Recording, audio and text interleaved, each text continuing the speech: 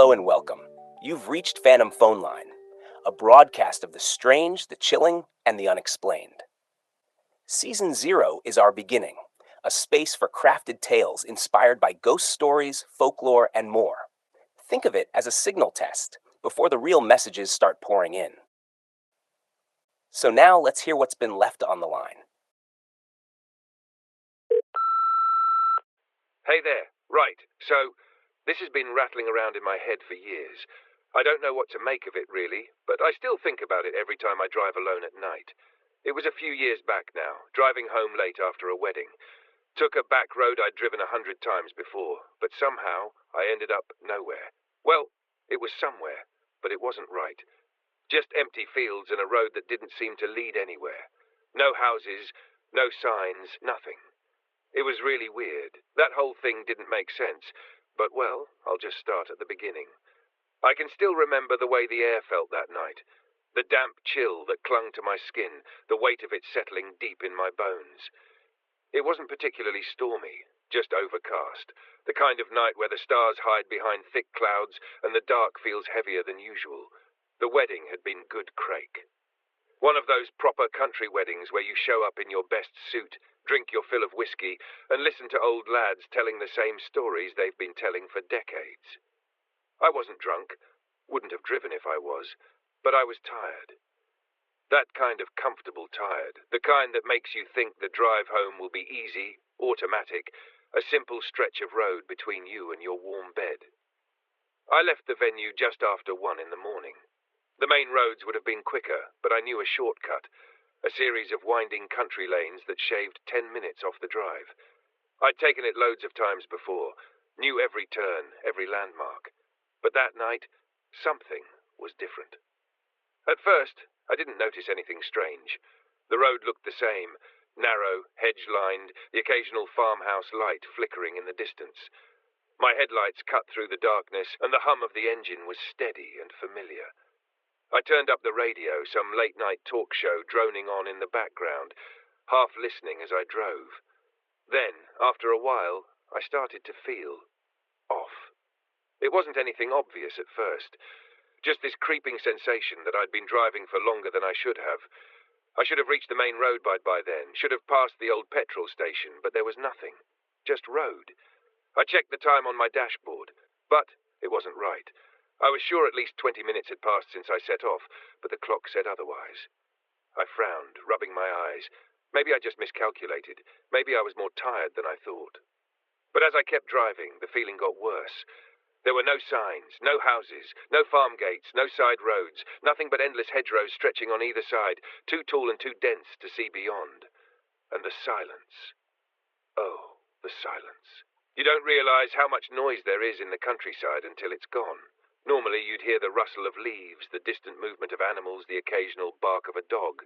But that night, nothing. No wind, no insects, just the low hum of my engine and the crunch of my tires on the tarmac. Even my radio had cut out, nothing but a faint crackle of static. The longer I drove, the heavier the air felt, like something was pressing down on me. A slow, creeping pressure building in my chest, making it harder to breathe. That was the moment the panic really set in. I slowed the car to a crawl, my hands tight on the wheel. My heart was pounding, and every instinct in my body was screaming at me to turn around. But where? I hadn't passed a single turn-off, not for miles. And then, up ahead, I saw a bend in the road, a sharp curve to the left. I let out a breath I hadn't realized I was holding. I know this bend, I thought. It's just before the old petrol station. I took the turn, expecting to see the rusted-out sign, the crumbling forecourt, the familiar marker that told me I was nearly home. But when I rounded the bend, nothing. No petrol station, no road markings, no change at all. Just more hedgerows, stretching out into the dark. A cold sweat broke out on my neck. I slammed on the brakes, my breath coming in short gasps. My headlights barely cut through the darkness, and for the first time, I had the horrible thought that if I turned them off, there'd be nothing there at all. Just blackness. And then, something moved. Not in front of me. In the mirror. A shape, tall and thin, standing right at the edge of my rear-view mirror. Too far back to see clearly, but close enough that I knew it was there. I didn't think. I just floored it. The car lurched forward, tires skidding on the damp road. I didn't care where I was going, I just had to go. My breath was ragged, my hands shaking as I gripped the wheel. And then, I was home. Just like that. 1 second I was tearing down that empty road, and the next I was pulling into my own street. Houses, street lights, the familiar curve of the road leading to my driveway. I slammed the brakes, my whole body trembling. I checked the clock. It was dear. The exact time I'd left the wedding. I sat there staring at the screen, my breath coming in short, shaky bursts. It didn't make sense. Sure. Here it is again. Hey there. Right, so this has been wrapped up, rattling around in my head for years. I checked. I was home. Just like that. 1 second I was tearing down that empty road, and the next I was pulling into my own street. Houses, street lights, the familiar curve of the road leading to my driveway. I slammed the brakes, my whole body trembling. I checked the clock. It was dear. The exact time I'd left the wedding. I sat there staring at the screen, my breath coming in short, shaky bursts. It didn't make sense. I'd been driving for at least 40 minutes, maybe longer.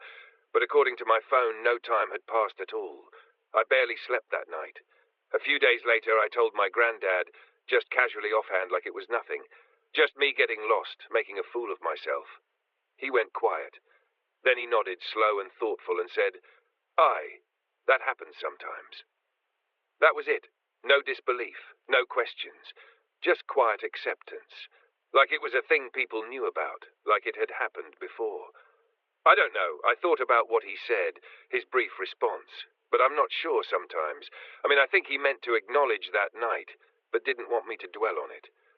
So that's what I've done. Let it go and hope it never happens again.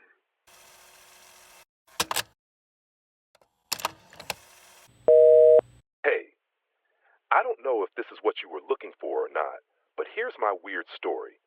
Maybe it'll make more sense to you than it does to me. You know how every town has its legends, right? Ours was the old bridge just outside of town.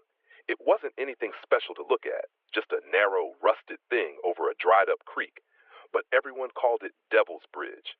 The story went that a long time ago, a man who lived nearby went mad and started hunting people in the woods.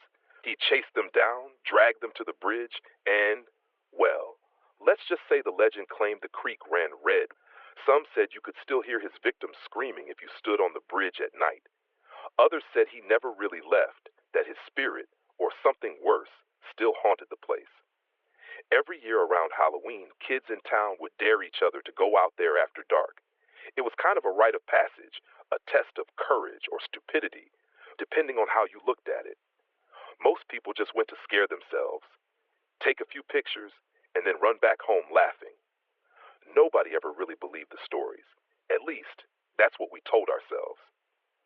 The year I turned 16, my friends and I decided it was our turn. There were 4 of us, me, my best friend, and these 2 guys from school. We weren't exactly the brave type, but we didn't want to look like cowards either. Dion, he was one of my best friends back then, borrowed his dad's old flashlight, and we headed out there just before midnight, the air crisp and heavy with that October chill.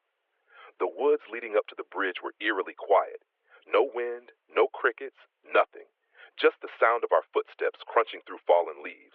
Come on, it's just a stupid bridge, I told myself in my head, but we were all nervous and busy listening for something. When we got to the bridge, it looked even creepier than I remembered. The metal railings were bent and rusted, and the wood creaked with every step we took. Tasha joked, "Watch your step, or you'll fall through and become part of the legend," but nobody laughed. We stood in the middle of the bridge for a while, waiting for something to happen. We started telling ghost stories to pass the time, but they felt flat, like we were all trying too hard to distract ourselves. That's when we heard it. A low, guttural growl from underneath the bridge. At first, we thought it was just a raccoon or maybe a stray dog. But then the growl came again, louder this time, and it didn't sound like any animal I'd ever heard. It was deep, almost like a roar, but there was something unnatural about it, like it didn't belong in this world. Before any of us could say a word, something reached up and grabbed the edge of the bridge. It was a hand, or maybe a claw, long and thin, with sharp and jagged fingers that scraped against the wood. Then it pulled itself halfway up, and we saw it. The thing was massive, hunched over with long limbs and a face that didn't seem fully formed, like it was stuck halfway between human and animal. Its skin was pale and stretched tight over its bones, and its eyes, I'll never forget those eyes. They glowed faintly in the dark, like embers, and they were locked right on us. Tasha screamed, and that broke whatever spell had been holding us in place. We bolted off the bridge, running as fast as we could back toward the road. I didn't look back, but I could hear something behind us. Heavy footsteps, branches snapping, that growl getting louder. It felt like it was right on our heels, but when we finally reached the edge of the woods, everything went silent. We didn't stop running until we were back at the car. We piled in, locked the doors, and sat there in stunned silence, trying to catch our breath. Finally, someone said, "It was just a costume. Someone's messing with us, right?" None of us answered. Deep down, we all knew that thing wasn't someone in a costume. It was too real, too wrong. The next morning, we heard that some other kids had gone to the bridge after us and claimed they didn't see or hear anything. That only made it worse. Some people in town started saying we made the whole thing up, but others whispered that we'd seen the real Devil's Bridge ghost, the one the old stories warned about. To this day, I don't know what we saw. Maybe it really was some elaborate Halloween prank, or maybe it was the thing that's haunted that bridge for decades. All I know is I felt that we passed the test, if there was one, and thank God for that, because I haven't been back since, and I never will.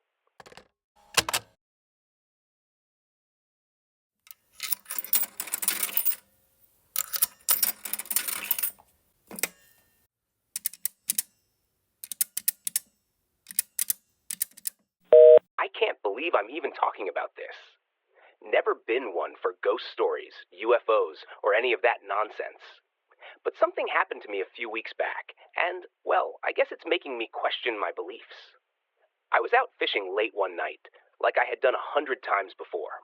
There's this lake a few miles from town. Not a big tourist spot or anything, just a quiet place where the locals go to fish, camp, and drink a few beers by the water. I always liked it because, at night, it felt like the whole world shrunk down to just you, the stars, and the sound of water lapping against the shore. Peaceful. That night, I had gone out alone. My usual fishing buddy had bailed last minute, something about his wife wanting him home for dinner, so it was just me, a six-pack, and my old tackle box. I got out there around 10, set up my little folding chair at the edge of the dock, and cast my line. The air was still, barely any wind. A couple bullfrogs croaked somewhere off in the reeds, and every now and then I'd hear a fish splash in the shallows. Other than that, just silence. The kind of quiet that makes you feel small. After a while, I reeled in and cast again, settling in for what I figured would be a long, uneventful night. That was fine with me. I liked it like that. My mind drifted. I remember leaning back, staring up at the sky. The stars were out in full, clear as could be. Out here, away from the town's lights, you could see everything. Constellations, shooting stars, even satellites crawling slow across the dark. That's when I noticed it. One of the stars moved. At first, I thought I was imagining things, just one of those tricks your eyes play when you stare at something too long. But no, this was real. The light was shifting, drifting just a little, like it was floating down from the sky. I figured it was a plane, but there was no noise. Not even the distant hum of an engine, just this soft white glow, slowly descending until it was low, too low for a plane. And then it stopped. Just hung there, maybe a couple 100 yards above the lake, completely still. No blinking lights like an aircraft should have, no movement, no sound.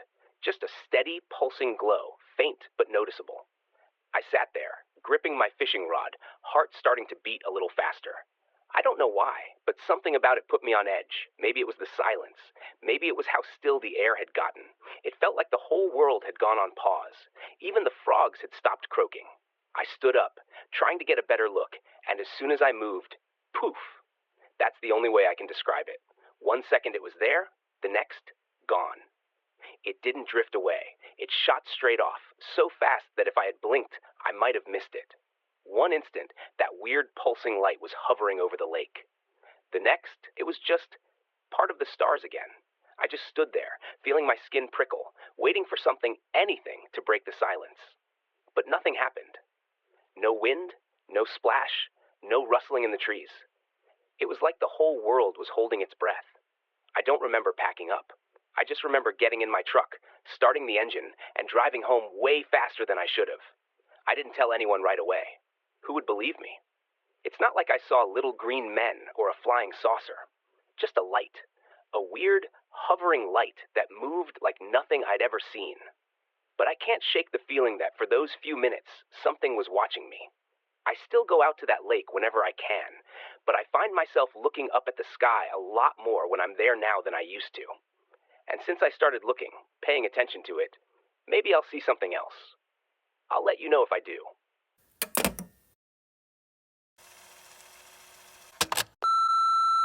Hey out there. Here's what happened to me. This happened last winter. I was home from school for the holidays, staying with my folks in their little cottage. It's quiet out there, not a lot of neighbors, just fields, woods, and this big hill behind the house that sort of slopes up toward the tree line. I grew up looking at that hill every day, and I never thought twice about it. But one night, I saw something. I was up late, just staring out my bedroom window. Couldn't sleep. The sky was clear, and the snow on the ground made everything glow a little under the moonlight. That's when I noticed it, something moving on the hill. At first, I thought it was just a snowdrift, maybe the wind shaking the trees. But the more I looked, the more I realized this wasn't the wind. It was a shape, big, too big, dark against the snow. And it wasn't just standing there, it was moving. I should say I know what people look like from that distance. I used to watch my dad walk up that hill all the time when I was a kid. But this was different. It was tall, too tall for a person, and the way it moved, that's what got me. It didn't walk like a person, and it sort of drifted like it wasn't really touching the ground. I just stood there, staring. My brain was scrambling for explanations. Maybe it was an animal, a deer, but no deer moves like that. Standing up? Maybe someone was up there messing around? But who the heck would be walking that far out in the middle of the night, in the dead of winter? Then as I watched, the thing stopped. It didn't turn, didn't shift. It just stopped, like it knew I was watching, like it could see me. And suddenly I got this feeling, deep in my stomach, in my bones, the kind of feeling that says don't move, don't breathe, don't let it know you're here. I didn't blink. I didn't even swallow. I just stood there, frozen, watching that dark shape on the hill. And then, as quietly as it had appeared, it started moving again. But not up the hill. Down. Toward the house. I don't remember pulling my curtains shut, but I must have, because the next thing I knew, I was sitting on my bed, my heart pounding. I stayed there for what felt like hours, barely breathing, waiting to hear something. Footsteps in the snow, a knock at the window, anything. But there was nothing. Eventually, I must have fallen asleep, because the next thing I knew was sitting on my bed, my heart pounding. I stayed there for what felt like hours, barely breathing, waiting to hear something. Footsteps in the snow, a knock at the window, anything. But there was nothing. Eventually, I must have fallen asleep, because the next thing I knew, it was morning. Sunlight pouring in, everything looking normal. I almost convinced myself I imagined the whole thing, but then I went outside. The snow in the yard was fresh, untouched. But when I walked up toward the hill, just a little, not far, I saw them. Marks in the snow. Not footprints exactly, more like deep, dragging impressions, like something heavy had moved through without lifting its legs. The tracks led halfway down the hill, then just stopped. No more prints, no sign of where it went, just a long, empty stretch of untouched snow. If anyone else has seen this thing, make sure to call in and tell your tale. I'm interested to hear if your experience was like mine. I'll be listening.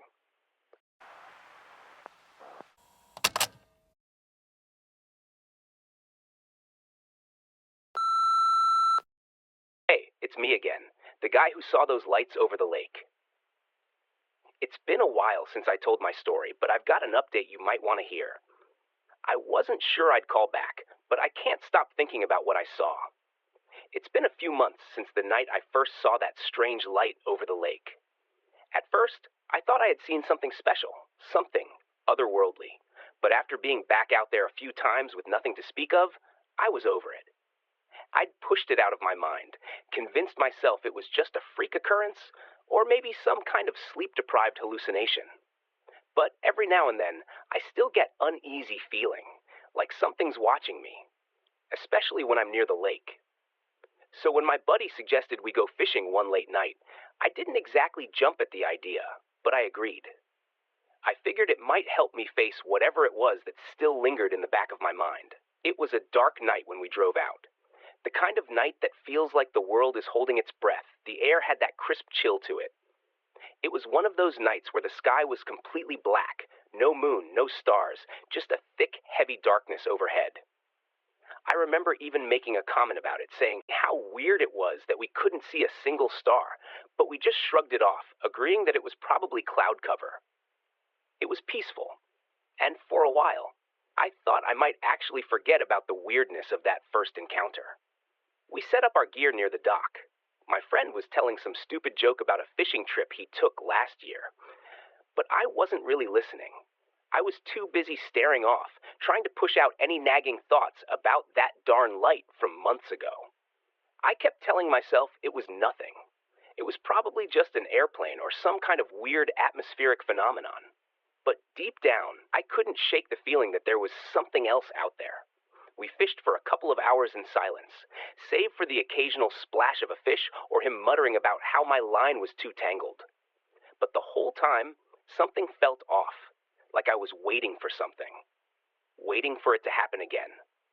Around midnight, I was getting antsy and had to relieve myself. I walked off into the woods to do my business, and on my way back from my trip, I felt an urge to stroll over and look into the water, rather than return to my folding camp chair. My eyes kept drifting to the water, like there was something in it, something I needed to see. So I slowly walked to the edge of the dock and looked down. Now, keep in mind, above us, pitch black, no stars, no plane lights, nothing. But in the water, I saw movement, light. It was faint at first, like a shimmer, but then it got clearer, these shifting, glowing shapes rippling across the surface, like reflections. But reflections of what?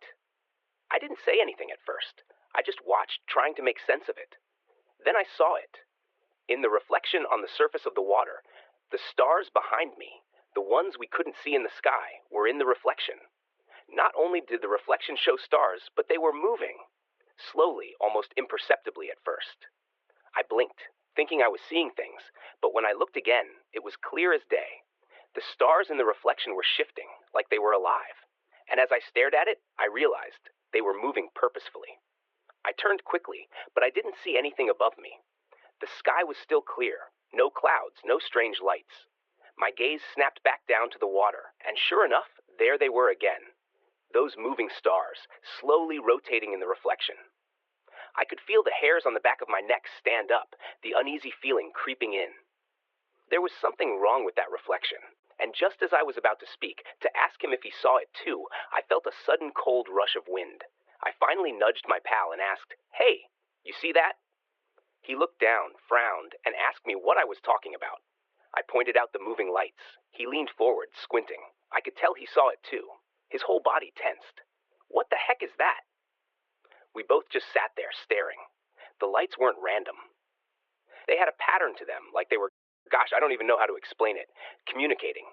It was almost hypnotic, the way they swirled and pulsed. They almost looked like a school of fish, but instead of fish, they were light. And then, just as suddenly as they had appeared, they stopped, just vanished. 1 second, they were there. The next, gone. I let out a breath and muttered to myself, "That ain't normal." I remember feeling this deep, uncomfortable silence settle over us, like the whole lake was holding its breath.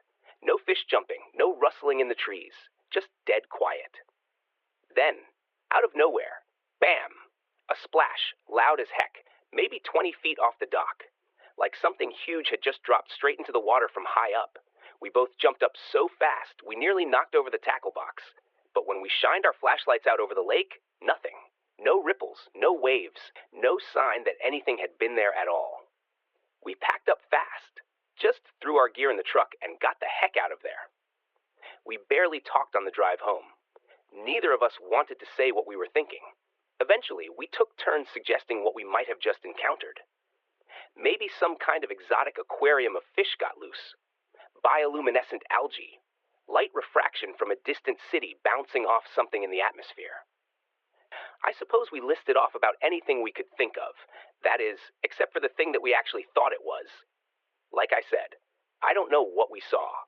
Maybe it was something in the water, maybe some weird trick of the light, except there was no light, nothing in the sky to reflect off the lake, just those moving shapes and that splash. We never really talked about it much after that night. We still go fishing, but not at that lake.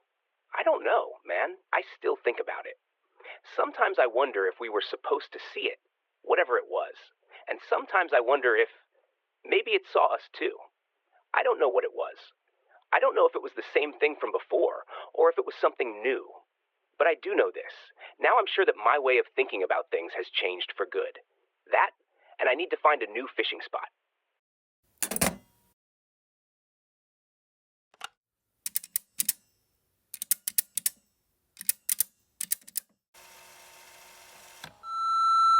Hi there.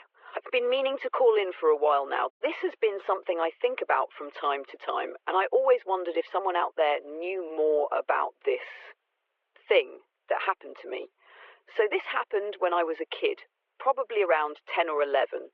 My family rented this little cottage for a vacation, somewhere out in the countryside.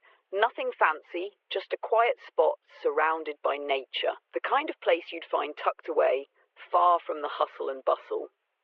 Now, I don't know if this will sound strange, but one evening I decided to take a walk.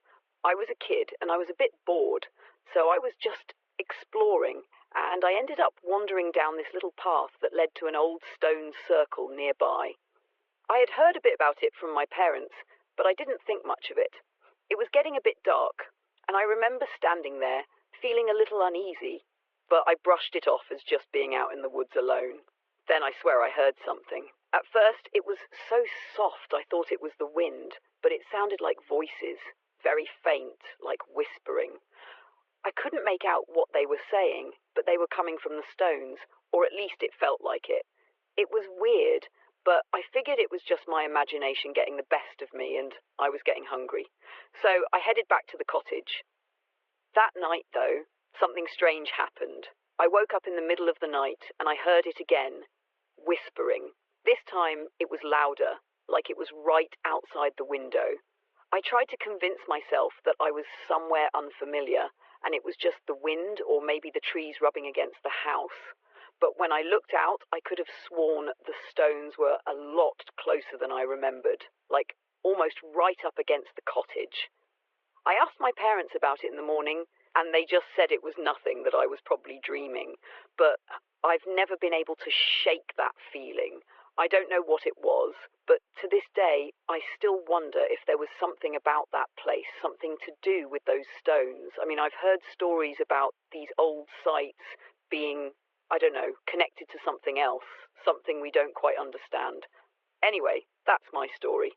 I haven't really talked about it much, but it's something that stuck with me over the years, and I hope someone can explain what it was.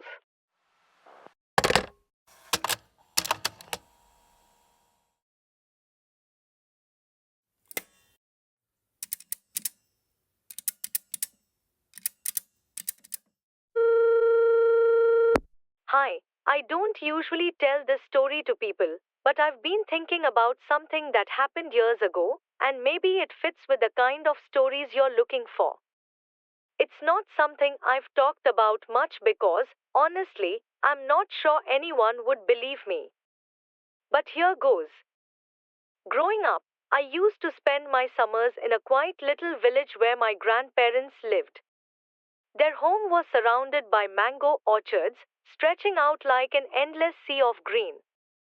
During the day, those orchards were magical, full of bird song and the chatter of squirrels. My cousins and I would climb the trees, eat mangoes until we felt sick, and run around playing games. But at night, everything about the orchard changed.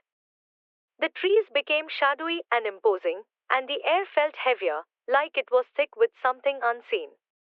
My grandmother always warned me, don't go into the orchard after dark. That's their time. She'd tell us stories, some about wandering spirits, others about shadows that didn't belong. I thought they were just tales to keep kids from getting into trouble or sneaking out in the dark, so we just laughed it off as her way of scaring us into behaving. The first time I experienced something strange, I was about 10 years old. It was late evening, and I was sitting on the front step of the house, enjoying the cool breeze. The sun had set, but the moon was bright enough to cast long shadows from the mango trees. I was watching fireflies darting around when I noticed a shadow move, something darker than the others, and it wasn't swaying like the trees. It moved across the ground, slowly weaving between the tree trunks. At first, I thought it was someone from the village, maybe a farmer checking on the trees. But the longer I watched, the more I realized something was off. The shadow didn't have the shape of a person, not really. It was taller and stretched in a way that didn't make sense.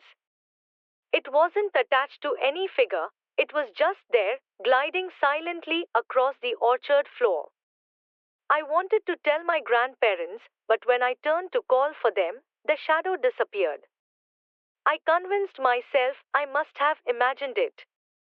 The following summer, I came back to the village, and by then, I'd forgotten about the shadow. Life felt normal again, hot, lazy days and nights filled with the sound of frogs and crickets. But one evening, just as I was about to go inside after playing outside with the local kids, I saw it again. This time, it wasn't on the ground. It was standing. It was just beyond the first row of mango trees, a tall, dark figure that didn't seem solid, like it was made of smoke or shadow. It wasn't moving this time, just standing there, as if it was watching me. My stomach twisted in fear, but I couldn't look away. I wanted to shout, to run, but my body wouldn't move. And then, just like that, it was gone. The air around me felt colder, and it was like all the sounds of the night, frogs, crickets, everything, had stopped. When I told my grandmother what I saw, she didn't ask for details. She just said, "You see now why I tell you to stay away at night. They don't like to be disturbed." She lit an incense stick and muttered a prayer under her breath. That night, I stayed close to her, refusing to even go near the window. Over the years, the sightings continued. Every summer, without fail, I'd see the shadow at least once. Sometimes it was moving, weaving between the trees like before. Other times, it would just be standing there, almost daring me to step closer. Each time, it would happen just after sunset, when the light began to fade and the orchard fell silent. One year, when I was about 16, I worked up the nerve to test what I'd been told. I wanted to see if there was a logical explanation for what I'd been experiencing. It was my last summer before moving to the city for school, and I suppose I thought of it as a way to say goodbye to my childhood fears. I waited until dusk, and when my grandparents weren't looking, I walked out to the edge of the orchard. The air was already thick with that strange, heavy stillness I'd come to associate with the shadows.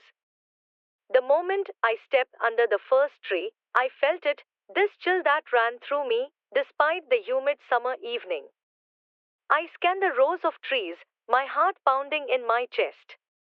For a while, I didn't see anything, and I started to think maybe nothing would happen this time.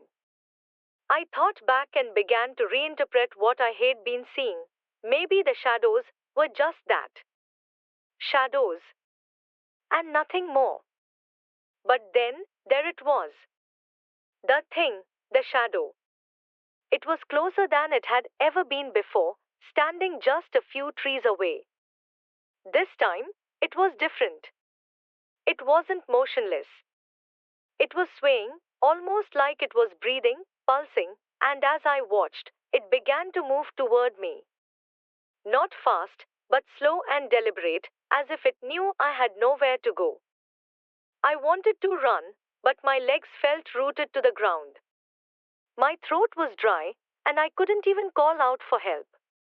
All I could do was stare as the shadow came closer and closer, its form shifting slightly with each step. Just as it reached the tree nearest to me, I felt a sharp tug on my arm. My grandmother had grabbed me, pulling me back toward the house. She didn't say a word until we were safely inside, and then she scolded me like never before. "You were lucky it let you go," she said, her voice trembling. That was the last summer I spent in the village. I moved away for school after that, and my visits became infrequent. But even now, I think about the shadow. I don't know what it was, whether it was a restless spirit, a guardian of the orchard, land, or something else entirely. Perhaps it was just a hungry passerby, tempted to grab a sweet fruit and gorge themselves like I had as a child. I haven't been back to that orchard in many years. And even if I were to visit the village again, I don't think I'd have the courage to step into those trees after dark, if they're even still there. The area has probably been developed and made into houses by now. Who knows?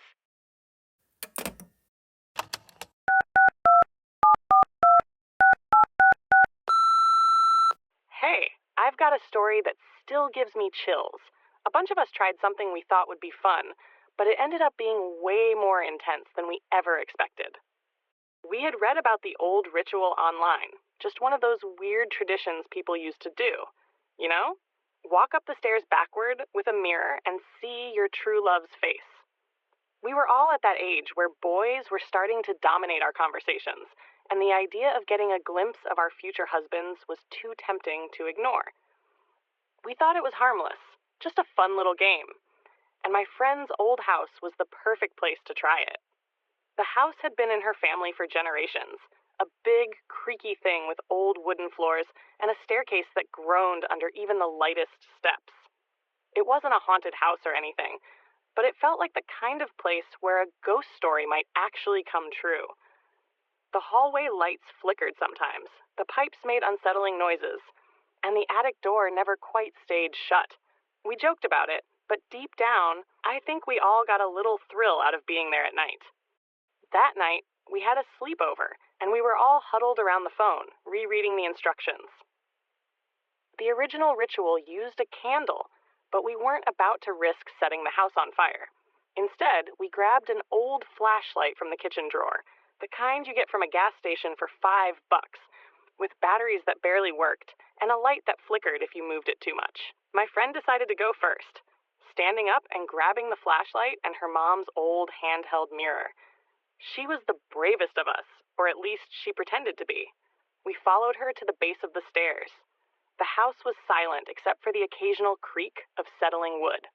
She took a deep breath, turned on the flashlight, and positioned the mirror so she could see her reflection. Then, carefully, she started to walk backward up the stairs.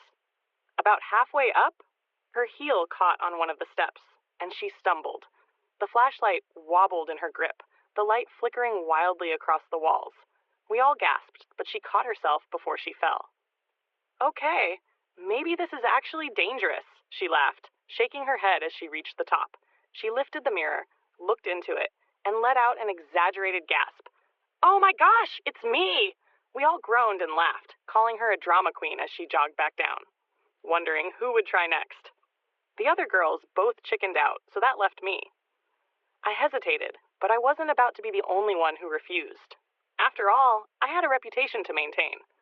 Taking a deep breath, I grabbed the flashlight and mirror and stepped onto the first stair. The wood creaked beneath me as I slowly made my way up, the mirror tilted just enough so I could see my reflection.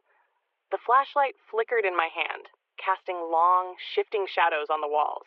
With each step, the air seemed to get heavier, the silence thicker. By the time I reached the top, my heart was pounding, though I wasn't sure why. I lifted the mirror and looked into it. At first, I only saw myself, my wide, nervous eyes, the dim glow of the flashlight in my hand. But then, something changed. A shape, a figure, a face. Not mine. A man, older than me, maybe in his 30s, with dark, deep-set eyes and an expression that sent a chill through me. His lips were moving, but no sound came out. I stared, frozen, trying to understand what I was seeing. Then the flashlight flickered violently, plunging everything into near darkness for a split second. Panic surged through me. I turned around so fast I nearly lost my balance, expecting, needing to see someone behind me. But there was no one there. The hallway was empty. My breath came in short gasps. I turned back to the mirror, my hands shaking. The face was gone. The girls noticed I looked weird and quickly questioned me about what I had seen. I remember I forced a laugh, though it came out weak, telling them that I was fine and that I thought I saw something. Of course, this immediately piqued all their interest. You can probably imagine what a group of young girls were thinking. So then the question started. What did you see? Was it your future husband? Was he cute? Was he from our class? It was a full-on interrogation, and I was in the hot seat. But I hesitated. I didn't want them to think I was crazy. I just told them that I had probably just seen a shadow. Someone I didn't know, probably nothing. The moment passed and the night went on. We watched movies, ate junk food, and laughed until we were too tired to keep our eyes open. But I couldn't stop thinking about that face. About the way his lips moved, like he had been trying to tell me something. I woke up late at night when I noticed the faint glow of moving lights flicking on the TV screen. We had fallen asleep with it on. Everyone else was sleeping soundly in their sleeping bags. I reached for my phone. 2:30 a.m. I was about to roll over and go back to sleep when I looked over on the table, lit by the gentle glow of the television. I saw that along with the scattered candy wrappers and old popcorn bags was the flashlight. I stood up and found the mirror again. My fingers hovered over the glass, and before I could stop myself, I lifted it, staring at my reflection. I saw nothing. Just me. But the unease lingered. I could almost hear a whisper in the back of my mind, like a voice just out of reach. It was that face in the back of my mind. I couldn't shake what I had seen. The face in the mirror. The way his lips had moved, whispering something I couldn't hear. It felt unfinished, like I had missed something important. Almost on autopilot, I started walking. Before I knew it, I was back on the staircase, holding the cheap plastic flashlight, the mirror cold in my hands. The air was thick, heavy, like it was pressing down on me. I positioned myself at the bottom step, held up the mirror, and started walking backward. Slowly, carefully. The wooden steps creaked beneath me, but I kept my focus on the glass, breath held. And then, there he was, the same man staring back at me, but this time I could hear him. A whisper, faint but urgent. Don't go to the mall. I stopped cold at the top of the stairs. What? I whispered back like an idiot expecting an answer, but the mirror only showed my own pale face now, wide-eyed and trembling. I barely slept after that. I wanted to tell the others, but what was I supposed to say? Hey guys, a ghost in the mirror told me not to go to the mall. They'd just laugh, tell me I was dreaming. The next morning, while we lounged around in our pajamas, my friend threw out an idea. Let's go to the mall today. We can hit the food court, maybe check out some sales. My stomach dropped. I don't know, I said, trying to sound casual. Why don't we just stay in? We could have a movie marathon, eat leftover snacks, just chill. The others groaned. But the mall... I just think it'd be fun to hang out here instead, I insisted. Maybe a little too quickly. In the end, they gave in. We stayed in, made more popcorn, did each other's makeup, watched a bunch of cheesy horror movies. And as the afternoon passed, I felt a sense of relief settle over me. Maybe I was just being paranoid. Maybe nothing would have happened if we had gone. But then, later that evening, someone's phone buzzed with a news alert. Major car accident near the mall. A multi-car pileup on the main road leading to the shopping center. Multiple injuries. A few fatalities. It had happened around the time we would have been driving there. My hands felt cold as I read the article. The roads had been slick. Someone had run a red light at high speed, setting off a chain reaction of crashes. I didn't say anything. I didn't have to. Because as much as I wanted to believe I had imagined the whole thing, I knew deep down, if I hadn't listened to that whisper in the mirror, we might not have been sitting there at all. But what did I see in the mirror? Or who did I see? I mean, the mirror was cheap, and the light was even worse. Did my mind make a face out of the shadows reflected in the mirror, or was that my future husband reaching through time to save me? I don't know. But for now, I keep looking for him, the man in the mirror. I don't know who he is or why he warned me. But one day, if I see him again, I think I'll be ready to listen.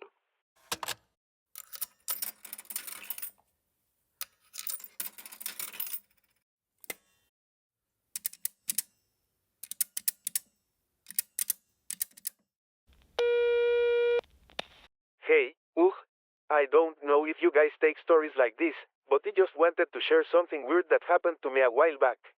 I don't talk about it much, but I figured this might be the kind of thing you guys want to hear. So, my abuela always told us never to whistle at night. She was real serious about it, too. Said it invites things you don't want near you. She wouldn't even let us if the sun had gone down. She'd just give us this look and shake her head. I always thought it was one of those old Mexican superstitions, like don't sweep at night or don't sleep with a mirror facing your bed. You grow up hearing all these warnings, but after a while, they just become background noise. I didn't really believe in that stuff. Not until that night. It was late summer, middle of the night, and I couldn't sleep.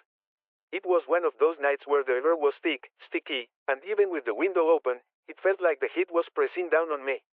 My mom and sister were already asleep, and the whole house was quiet. So we got up and stepped outside to sit in the backyard for a bit, just to cool off.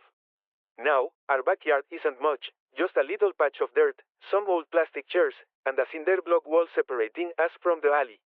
We've got some plants back there, too, but nothing fancy. He sat down, leaned back, and just stared up at the sky for a while. It was one of those nights where the stars felt too bright, like the sky was too clear. Everything was so still, it was almost unnatural. No wind, no cars passing, not even dogs barking in the distance. Just quiet. I don't even know why he did it, but without thinking, he started whistling a little tune. Just something random, soft. It wasn't even a full song, just a few notes strung together. And almost immediately, he heard it. Someone whistling back. It was faint, but close, maybe from the alley behind our house. It was the same tune, but wrong. Offbeat, a little slower, like someone trying to copy me but not getting it quite right. He froze. For a second, he thought maybe it was just an echo. You know, how sometimes sound bounces off walls in weird ways. But he did it again, just a few notes. And again, the whistle came back, mimicking me, just a little delayed. But this time, it was closer. He sat up straight, my whole body tense. My mouth went dry, and I felt this weird, prickling sensation crawl up my back. It was like the air itself had changed, gone heavier, thicker. I didn't like it. Still, I tried to be rational. Maybe it was a neighbor messing with me. Maybe a stray dog or a coyote making some weird noise. Sometimes they do that, you know. I wanted it to be something normal. So I cleared my throat and called out, asking if anyone was there, Ken and I. Silence. I held my breath, listening. And then, right behind me, so close I swear I felt the breath on my neck, came the whistle again. I jumped up so fast I nearly knocked over one of the plastic chairs. My heart was hammering so hard I could hear it in my ears. I spun around, expecting to see someone standing right there. But there was nothing. The yard was empty. The gate was closed. The plants weren't even moving. I stood there for a second, my pulse pounding, trying to make sense of it. Maybe I imagined it. Maybe I was half asleep.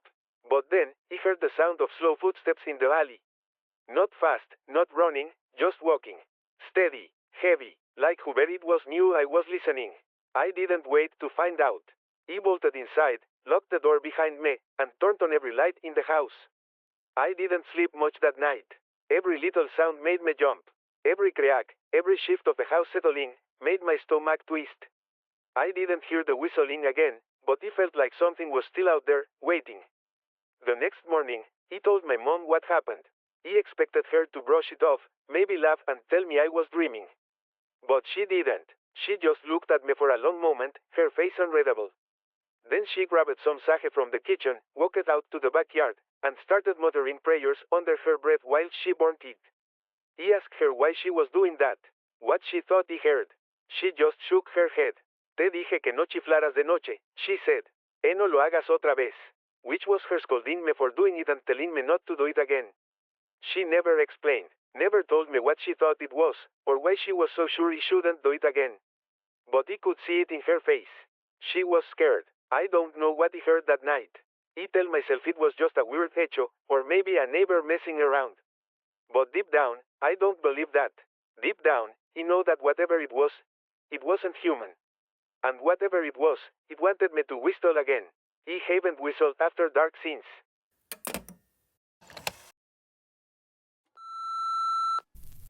Hey there. I'm not sure if this even qualifies as a ghost story, but I've been around long enough to know that sometimes it's the little things, the quiet ones, that turn out to be the most paranormal.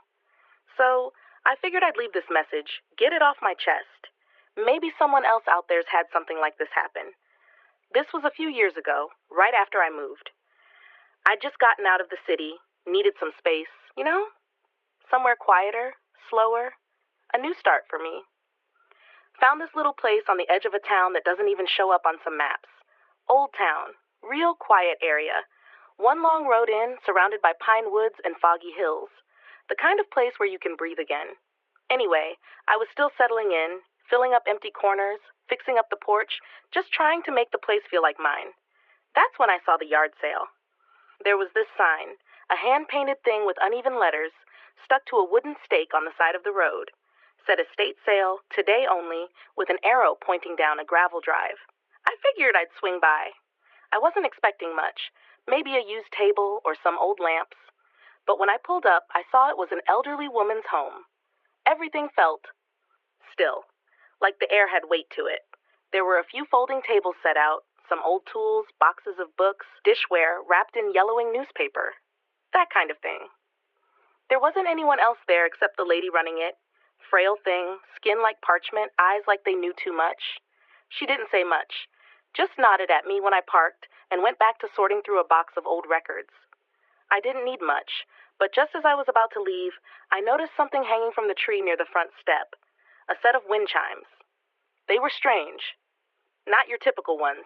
These were made from old cutlery, forks, spoons, and rusted bits of metal, all wired together and hung from a ring of dark wood. But they didn't clang or tinkle like normal ones. The sound was softer, almost like whispering. I don't know how else to describe it. It was the sound that made me buy them. I don't know why. I didn't need wind chimes, but something about the sound, it made my skin prickle, but not in a bad way, like it was familiar almost, comforting and eerie at the same time. The old woman didn't say a word when I brought them over to pay. She just stared at them in my hands, then finally muttered, "You don't hang them inside." That's all she said. Not thank you, not have a good day. Just that. You don't hang them inside. I laughed it off, took them home, and hung them out on the back porch, right near my bedroom window. And for a while, they were just wind chimes.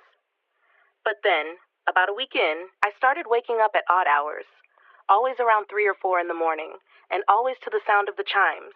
Not ringing, exactly, more like murmuring, like they were catching wind that wasn't there. Now, I live in a pretty sheltered spot, barely any breeze at night.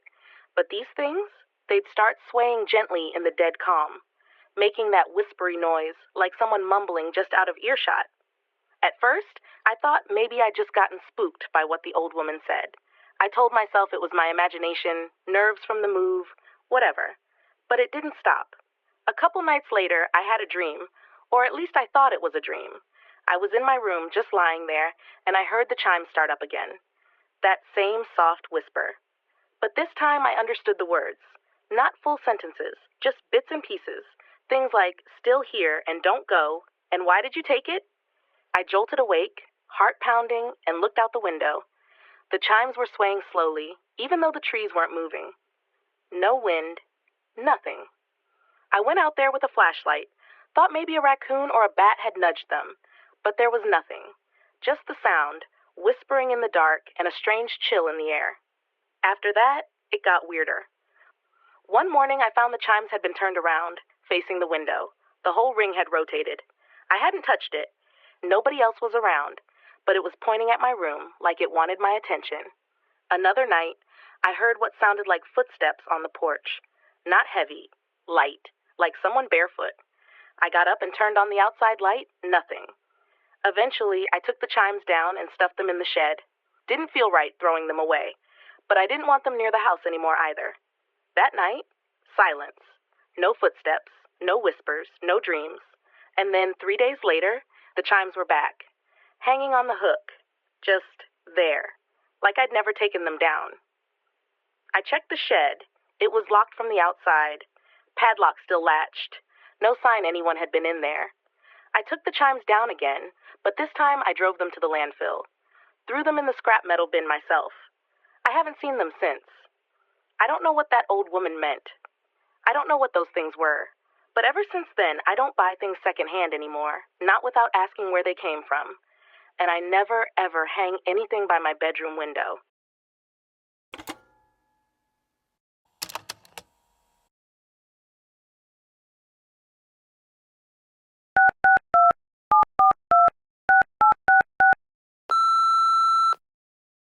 Hey, I don't usually talk about this, but I wanted to share this story because it's been bugging me for years. So, here it goes. Back in college, I was living in a dorm, just me and my assigned roommate, Sarah. It was one of those older buildings with creaky floors and drafty windows. You know the type. Anyway, not long after moving in, I started hearing this soft whistling at night. It wasn't loud, just this faint, eerie melody that would float through the room as I was falling asleep. At first, I figured it was Sarah. She liked to hum or sing sometimes when she had her headphones in, so it wasn't a big deal. But one night, I woke up around 2 a.m. to the sound of that same whistling. I rolled over to tell Sarah to knock it off, but when I looked over, she was dead asleep. Like full-on drooling, snoring, the works. The whistling, though, it didn't stop. It was coming from somewhere in the room. I tried to brush it off as my imagination, but it kept happening, night after night. I'd hear it when the room was completely quiet. Sometimes it was soft and soothing, almost like a lullaby. Other times, it felt off. Like the tune was just slightly wrong, you know?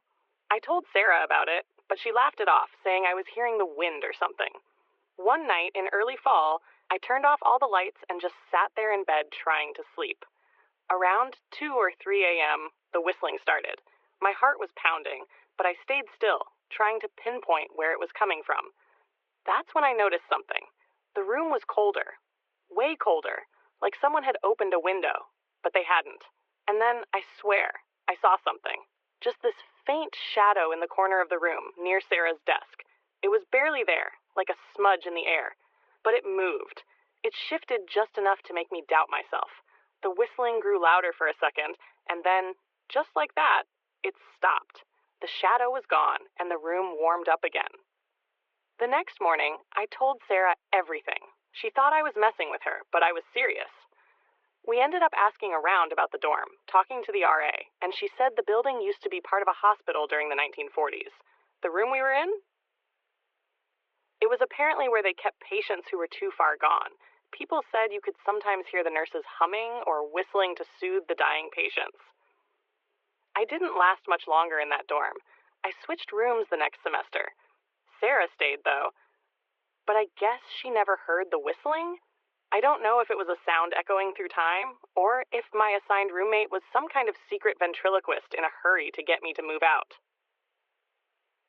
Either way, I didn't want to stay in that room any longer than I had to. And I didn't. That's it for this episode of Phantom Phone Line. This episode is part of Season 0, featuring dramatized tales of the supernatural. We hope to share real voicemails from listeners like you when Season 1 begins. If you have a story to share about something unexplainable, check our website at www.phantomphoneline.com for submission instructions. If you enjoyed tonight's tales, don't forget to subscribe to Phantom Phone Line and share this with a friend who loves the unusual and unexplained. That's the end of the transmission.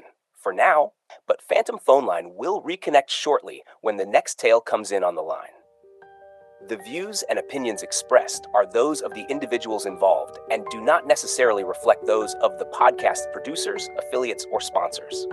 This content is intended for entertainment purposes only and is not a substitute for professional advice or services of any kind. Listeners should exercise caution, seek professional advice if needed, and are encouraged to draw their own conclusions. Viewer-listener discretion is advised. Some content may be disturbing, sensitive, or triggering to certain audiences. Any resemblance to actual persons, living or dead, or to real events or locations is purely coincidental. Some parts of this content may feature elements that were created, altered, enhanced, or modified using digital production tools, techniques, or other advanced production methods, including synthetic or automated processes. All content is the property of Phantom Phoneline and may not be reproduced, distributed, or transmitted in any form without prior written consent.